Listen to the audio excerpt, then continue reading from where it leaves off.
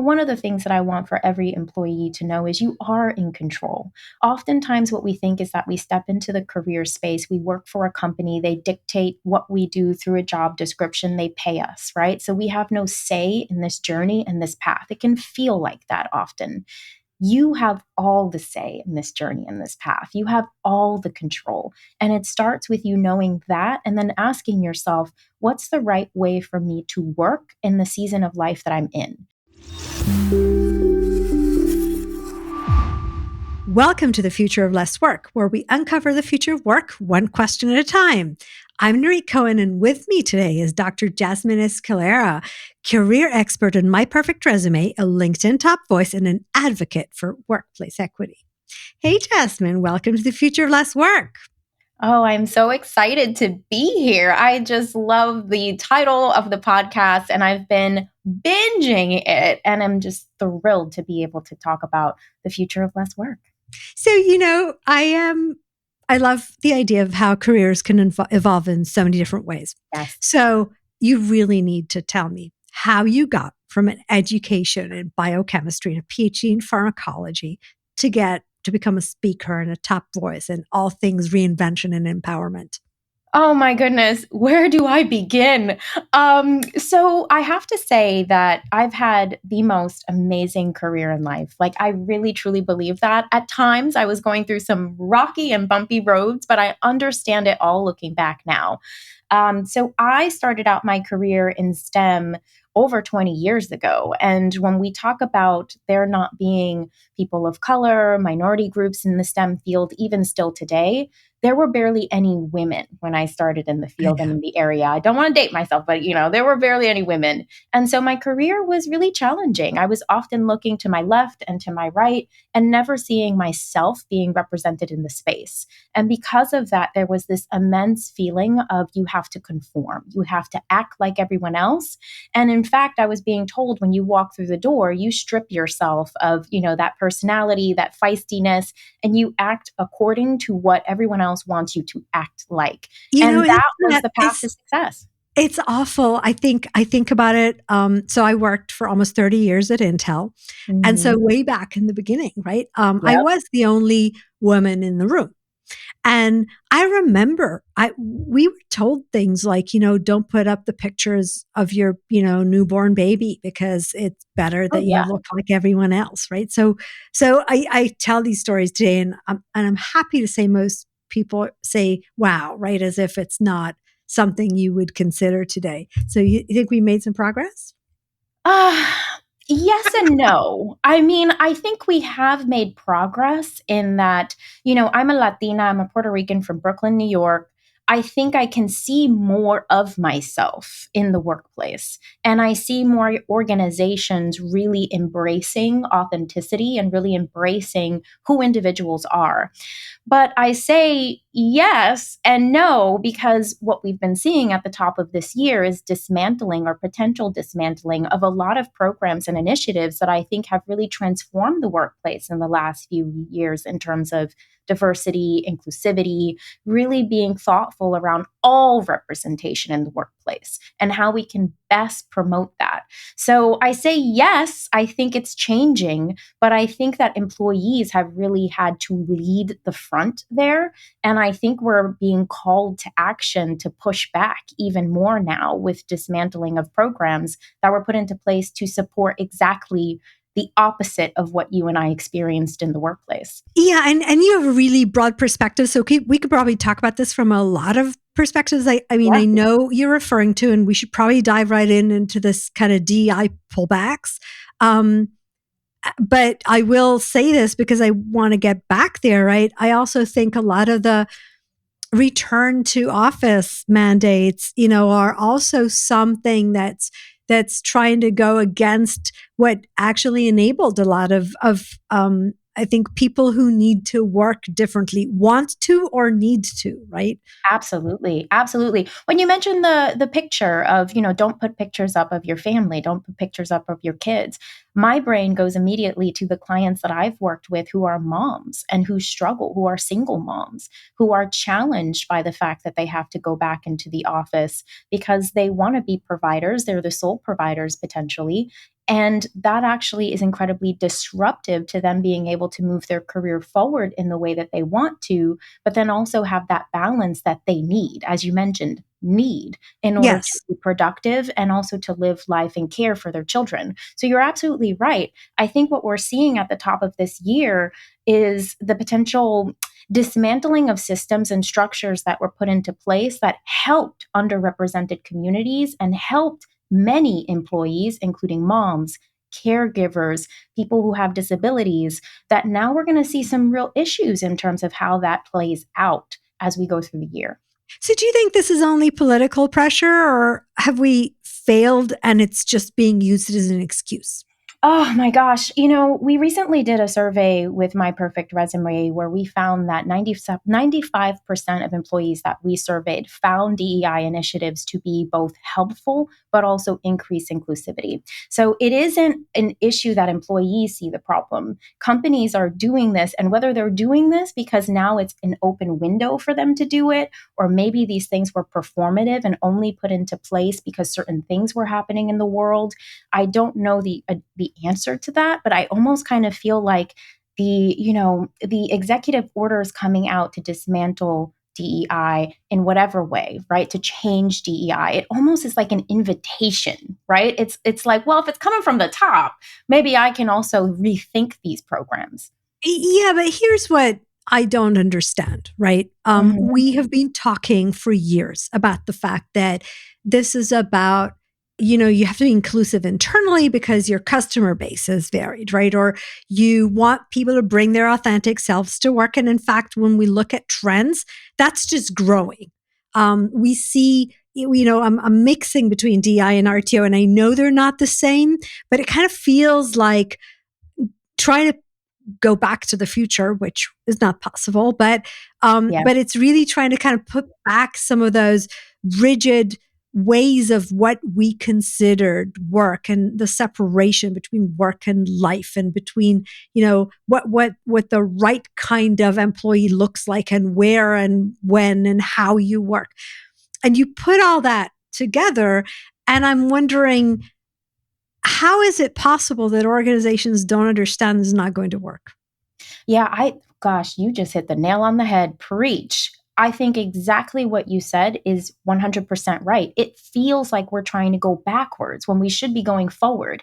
It feels like we're trying to implement things like AI, which can completely change the scope of the workplace and take us into the future of work, but then also move backwards in terms of RTO and dismantling DEI initiatives. So it's almost kind of like, as an employee, we have to kind of feel like, WTF, what is going on here? And I don't understand why companies don't get that this is going to be disruptive. We have a burnout epidemic, we have a stress epidemic, we're seeing it. We're also hearing things like the Great Detachment, where employees are feeling incredibly detached from the workplace. Do we want to solve those problems and create productive and happy employees? Or do we just want to add fuel to the fire? That's where we're kind of in this place where it's very confusing. You would imagine a company wants to be supportive to their employees, wants to be embracing their employees' authenticity and their needs in order to create the most productive employee. We're not seeing that. And that's where the issue lies. So we have a lot of distrust. We have a lot of employees that are detached and disconnecting. And we have a lot of employees who are feeling like, do I stay or do I go? And that's a big question here, is how is this going to also affect retention from a company standpoint? So, where do you think this is going? Do you think they have options? Because clearly, if employees have options, and I have an opinion on the subject. In fact, I just had an episode that went live this week that we talked about. Is AI going to usher the billion-dollar company with no employees, right? Or the billion-dollar person with no company, because it actually gives you, I mean, for 20, 40, $60, you get tools. You don't need a company to go do all this stuff, right? So, um, if that's what we enable people to do, how can we can solve this on our own, so to speak?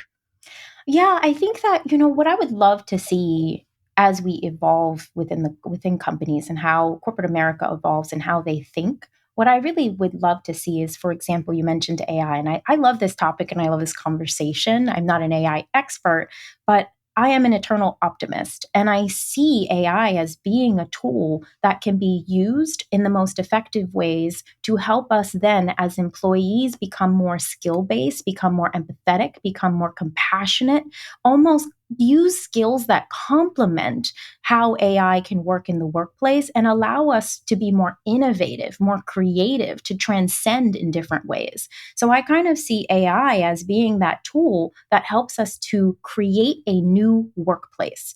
But we can't create a new workplace if we're shackling ourselves to going backwards into how we used to work. So we can be using this as a way to move forward. And I think when we think about RTO, when we think about DEI, keeping those things in place only benefits us when we think about how AI could potentially transform the workplace. So, yeah, I mean, I agree. I think, frankly, AI is going to, or an organization using the full benefits AI will discover that it's the subtle human capabilities that I don't even think we know how to, call. We don't have the right names. We don't really truly understand how to differentiate between one kind of person doing, leadership or innovation or team building and another kind of person doing the same thing, but different, right? And so these Yeah, human skills are the glue that's making one organization different from the other, because ultimately, if they're all using AI tools, what makes you you as an organization, if not the right. people inside it, Oh, right? yeah, Yeah. absolutely. So, I love that. yeah. Okay. Awesome. So you have this really broad perspective. What do you think the biggest challenges we have today in the workforce, especially kind of as work continues to evolve? I think the major issue that we have in the workplace that we're not addressing or not talking enough about is the burnout epidemic. I think that we Mm. have a lot of employees who are experiencing burnout and stress, and we're adding to that by causing disruption to their potential work environments and how they work and flow. So for me, seeing statistics like 88% of employees are experiencing burnout, which is something that we found at My Perfect Resume, that to me is a major issue. That means that almost every single employee at your company is experiencing burnout or stress in some way. And not being able to be conscientious of that and what they need to be able to be successful, to thrive, and to be productive, that's essential for companies to be thinking about now. I think that So, what are we interplays. getting wrong in terms of policies? Policies. What do you think they need, I or think that we need? employees I think that employees need better pay for the work that they're doing. We have also been able to see that, employees don't feel like their salary is actually matching the work and effort that they're putting in. And in fact, many employees have secondary lines of income, which is impacting their stress and burnout and productivity in the workplace even more. So I think that salary is one thing that we need to be conscientious of. Do you have competitive salary rates? Are you looking at your salary as it also correlates to cost of living, and cost of living going up and higher? How are your employees feeling about the work and effort that they're putting in and the match to their salary? I think that's one thing.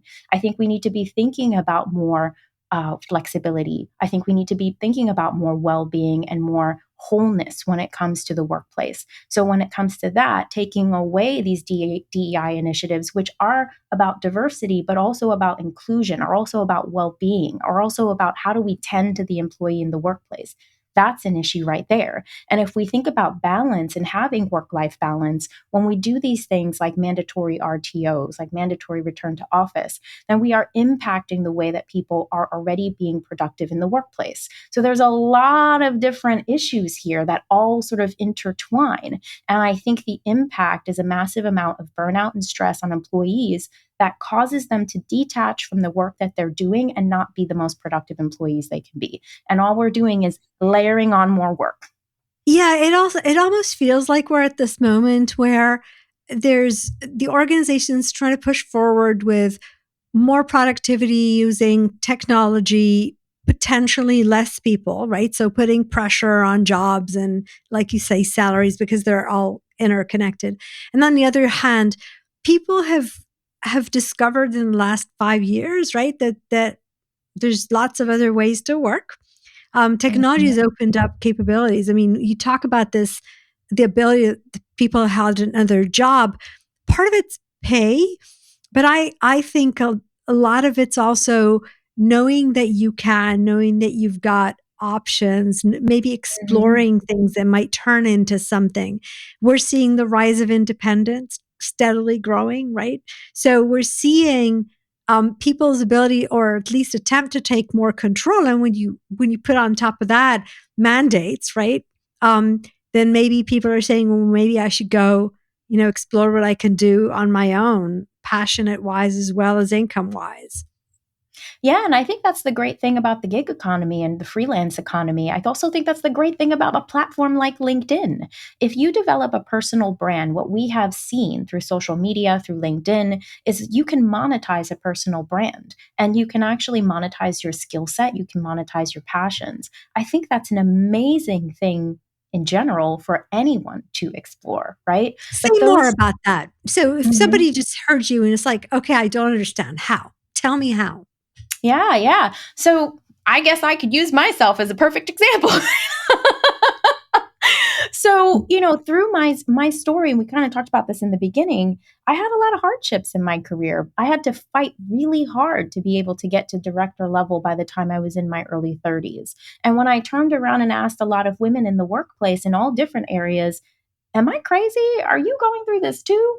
It seemed like it was a unanimous yes. And what I was capable of doing, and what many coaches out there are capable of doing, individuals are doing, is saying, how can I create change? Because this definitely needs to happen. How can I use my story to spark a movement, right? My passion to spark a movement. And how can I use a platform like LinkedIn to showcase my story, my expertise, my desire for change, my actual protocol, make that happen? How can I create and ignite people to say, you know what, I want to think about this differently. I want to think about the career, my whole career, in a completely different way. We see this with the evolution of career talk. So TikTok is an amazing place where the younger generation, who is driving an immense movement in the corporate America, where the younger generation is getting flooded with information about how to spot a toxic workplace and never get into one, how to find a career that's more value and passion aligned. So we see people ingesting information from individuals who have said, I am going to do it a different way. I want to spark people to think differently, and I want to use my skill set and monetize it to support and help individuals to create change. And that's something that anyone can do. Anyone who has a LinkedIn account can do that. Right. And you also tell a story, right, about how this isn't about what you studied or defining yourself through a profession, because that's not what you're doing, right? It's basically Mhm. learning who you are through the stories you tell, the interactions you like, the things you're passionate about, what you end up wanting to do when you get up in the morning. A lot of it's Exactly. it's a skills economy and a passion economy. Mhm. Yeah, and when we think about job seekers as well, one of the biggest things that we say is your network is your net worth, right? How do you gain that network right now? One of the best ways to network and create connections and get potential opportunities to come your way is to showcase who you are, your thought leadership, and your personal brand. And the way that people are doing that is through LinkedIn. If you can be a freelancer, people are doing that on platforms like Fiverr. It's so easy to set things up like that. We are making it easier to create that beautiful independence that you mentioned earlier. And I think that's an amazing thing to consider. Yeah, and you also tell them, right, you don't have to choose. So it's not about you can keep going as a salaried employee. But if you have an RTO mandate and you don't like it, or your company's, putting in or taking away programs and you don't like the environment, you should look at options. And some of those options, you create them. Absolutely. It's, one of the things that I want for every employee to know is you are in control. Oftentimes, what we think is that we step into the career space, we work for a company, they dictate what we do through a job description, they pay us, right? So we have no say in this journey and this path. It can feel like that often. you have all the say in this journey, in this path. You have all the control. And it starts with you knowing that and then asking yourself, what's the right way for me to work in the season of life that I'm in? When I was younger, I was a go getter. I didn't care. You wanted me in office, you wanted me doing 15 jobs, that's fine. I wanted to elevate my career. As I moved through my own seasons of life, I realized that there were different things that I wanted out of my life and out of my career. And so I think it's really important for employees to think about, where am I? What's important to me? What are my values? What are my needs? And how can I make my life and career really mesh together? I think that gone are the days of leave it at the door. And now we're really thinking about, how do we include all aspects of our lives together to be more of a happy, whole individual, whether it be at home or at work. So I totally agree. And it's very inspiring. And I'm listening for a second and thinking, so if I'm an employee, right? And Mhm. I found a better balance. And I don't like the word balance because it feels like, your life starts where your work ends, and we shouldn't be living that kind of work life. But Absolutely. if I find the right kind of harmony for me, and now I'm being called back to do something the old way in a way that doesn't work. And if I'm listening to you and I want you to help me understand how I can think about reinventing or re-empowering myself, what would Mhm. you tell me to do? Yeah, the first thing that I would say is, keep an optimistic mindset. Try to figure out if there's anything possible you can do within the organization you work for. So you have street cred there, right? You've worked there, you have credibility, you have a manager who's hopefully supportive of you and your needs. I would say the first thing is to open up a dialogue, right? Oftentimes we get a little bit too scared to talk about our needs in the workplace. And I think it's essential for us, or for the individual you're mentioning, the example, to think about that. How can I open up a dialogue? How can I bring my manager into a conversation to talk a little bit about what's possible for me in terms of either maintaining my work from home, or even having, potentially, if you're open into it, some kind of hybrid model? Coming with receipts, meaning examples of how you've been incredibly productive working from home, is great. So I always say, start where you are and see if there's a possibility for you to make something work there. Now, if it isn't possible for you and you've gone through that reflection of what's most important to me, I've gotten this balance, I've been able to maintain this, I'm very productive, I feel good about where I am, then it might be essential for you to think about, okay, is there another employer that I can be looking at who would allow me to get the same level of experience that I've had here? And so that's where your network, that's where connections, that's where conversations are going to be so powerful. You don't have to say, throw up your hands and say, oh my gosh, we're doing RTO, this is it, this is the end for me. It's really about taking a step back and going back to that, you are in control. So if you're in control, what can you be doing where you are? And if you can't get it where you are, how can you be starting to put those feelers out there so that you can find the most suitable work environment and situation for you and continue to maintain that? That's perfect. And in fact, I think I saw a survey by My Perfect Resume that about half of the workers said they'd quit if they were forced back into the office full time. I Mhm. also know that the data, we have a lot of headlines on the full time back to the office, but the data shows that's not the real story. There's more of a back to the office some of the days versus fully remote Right. conversation Yeah. going on. So to be fair, I wonder, if we go, can we climb up from the employee and we talk about the individual managers, right? Because what you said is try to work with your manager to see if you can find something that works. So I'd say the reverse of that is managers have a lot more, direct managers have a lot more power than they sometimes see in terms of talking to the individuals, to their employees, and finding a way forward that works for both sides, right? Yeah. What would Yeah. you have them do? Yeah. Well, first off, I want us to understand that managers are also humans. They are probably thinking about the same thing you're thinking about. I think that's a That's great way actually to a start. really good Yeah. one. Yep, these are absolutely. these are human beings. They are likely like, dang, I got to come back too. So I think opening up a dialogue shouldn't feel that strange. And so I think for the manager, from a manager perspective, be open to listening, be opening to hearing what your employees, what your team really needs, and be open to going to bat for them. As a manager, one of the best things that you can do is really assess the situation from your team, get yourself ready to have a conversation with leadership to talk about what you feel your team needs. And the same holds true. Getting information and data from your team about how they are productive working from home, that helps. So, from a manager perspective, I would say listen, be open to having the conversation, and get yourself ready to go to bat for your team members, because that's what true leadership is. True leadership is understanding what your team needs to be productive and really working towards making sure that they obtain that. That's great. I also think sometimes that we're making assumptions about even needing to go to bat, as in terms of that what people Mm-hmm. sometimes need is something that you can make work, right? Yeah. I truly believe people do not ask something that they know the organization can't give them in most Yeah. cases, right? And I so, agree with you. I yeah, if agree. they And tell I you how it can work, you should be listening.